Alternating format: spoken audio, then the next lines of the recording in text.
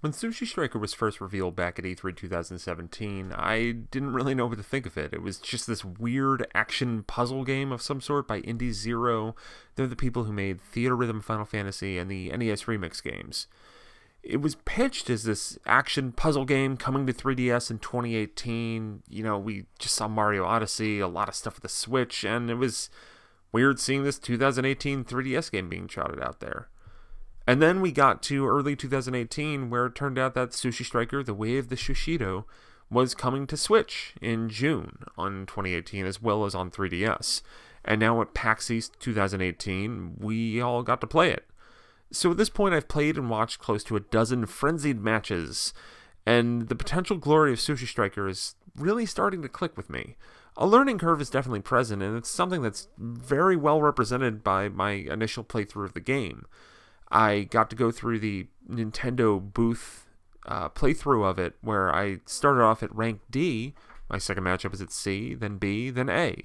By the end of that demo, I had a really firm grasp on the game. So the way it works is that the screen shows 7 conveyor belts that alternate in direction. 3 are on your side, 3 are on your opponent's, and there's 1 shared in the middle. Your goal is to furiously move around the 4 belts you can access and select matches of sushi plates across them. Bigger chains are naturally better, but you only have about 7 seconds before your chain falls apart. When you match plates, they enter stacks at the bottom, where different colored sushi can be accumulated for more damage and bonuses. Those bottom stacks can be thrown towards your opponent with a tap of a button, and generally it's best to wait for them to grow in size before being unleashed. Movement is constant in Sushi Striker, and that's how I survived in my initial playing. I made whatever moves I could, matching about 2 to 4 plates at a time, sometimes having bigger chains when I felt like I could do it. It worked in the early goings, and playing more of the game in multiplayer showed me that might not be the optimal strategy. So much more is in play, and it's better to try to hold off to get those larger chains, even if it means you have to stay put for a second or two. Special abilities can also be used to augment and buff your matching and attacks. I had 3 different types in the demos that I saw. One allowed me to match every sushi plate on the board temporarily. Another changed the sushi plates to desserts that could be used to heal me. The third was an electric shock attack that multiplied the damage thrown plates did.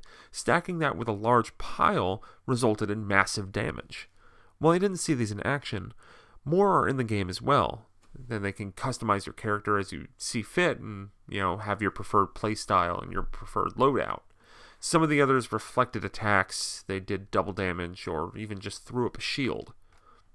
I played primarily with the button controls, which relied heavily on moving around the screen with an analog stick and holding down A to select your chain.